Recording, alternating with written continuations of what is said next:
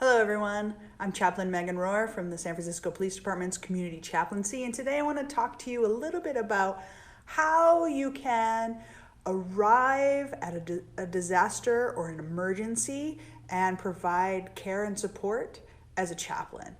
Like, how do you arrive? So imagine that you're in a big family assistance center. There are people who are crying or screaming or weeping. There might be lights and sirens around. How do you, as a faithful person, enter that space? How do you connect with victims of crime so that they want to utilize your support as a chaplain, and what do you do? So for example, when I arrived at the scene of the Ghost Ship fire, there were 133 families that had reported people missing, and there were about 40 individuals that were going to receive death notifications of people who had died in the fire. So there was a cafeteria-styled space that was available for the Alameda County Sheriff's Office. There was the Red Cross set up in the back. They had food, they had water. There were lots of people standing around the walls. There were first responders kind of coming in and out of the room. There was some gym equipment because it was in their down room. And as I walked in, knowing that I was looking for a particular individual who had called me to the scene, I had to think about what was I going to wear as I got there, how was I going to build rapport with this person I had never met before this emergency, and how was I going to try to sit down and enter into a family's really private emotional event. So one of the things that I do as someone who is trained in somatic experiencing is to think about how to orient people who are in a space and how scientific-based principles can help us care for someone even if we don't talk out loud. And that means that we can learn how to provide basic care for people in a trauma situation, even if we don't speak the same language as other folk, even if we're just standing across a room from each other, and even if we never have a significant conversation. If someone says, go away, you can still have an encounter with them that evidence-based is going to help them get through their trauma. How is that? Well, there is evidence that talks about how the simple act of turning your brainstem and looking around is enough to activate the parasympathetic nervous system. That's a fancy way of talking about the parts of your body that respond in a trauma. And so the simple act of just looking around a room, noticing the colors, can help calm you down in an emergency and can help provide care for people.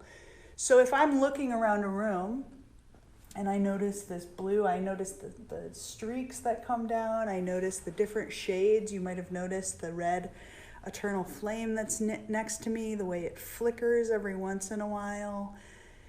Just the simple act of looking around the room, maybe in your body, has helped your heartbeat to slow down a little bit. Maybe it's helped to regulate your breathing. But in an emergency situation, your body is amped up. It's got adrenaline, it's got cortisol, it's got all kinds of emotions that are amped up.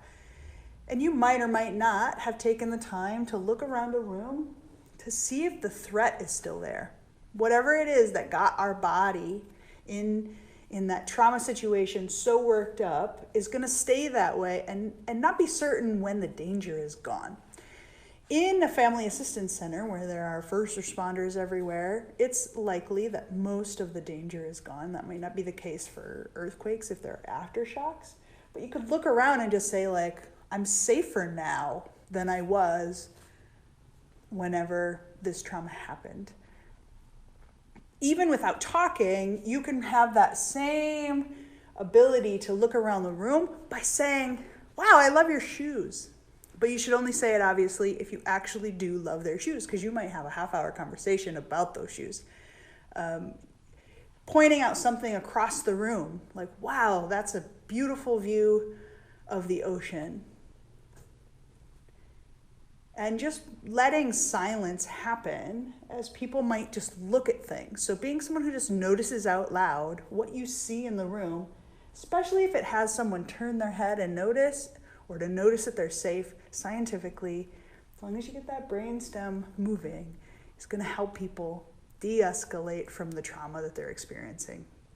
It can be as simple as grabbing a bottle of water and handing it to someone who might or might not be thirsty. Even if they say, no, go away, I don't want your bottle of water.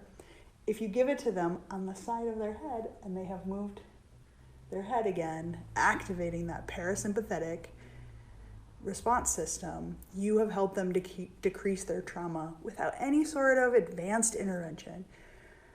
I'm sharing this with you because I think it's really important to know that there are evidence-based techniques about how we can care for people, even if we're not doing the things that we might expect. You don't have to be a superhero to do real good in a trauma situation. So I hope that learning this piques your curiosity, that you want to learn more about what being a chaplain is, and that you're kinder to yourself after you respond to something, so that if you go the whole time and no one wants to talk to you, you know you still scientifically have made an impact on someone's life. And it is good that you are in that space. Remember, in a trauma, people don't always remember what you say to them, but they remember how you made them feel. And by helping them orient to the room, you can help them feel just a little bit better on a really difficult day. Thank you.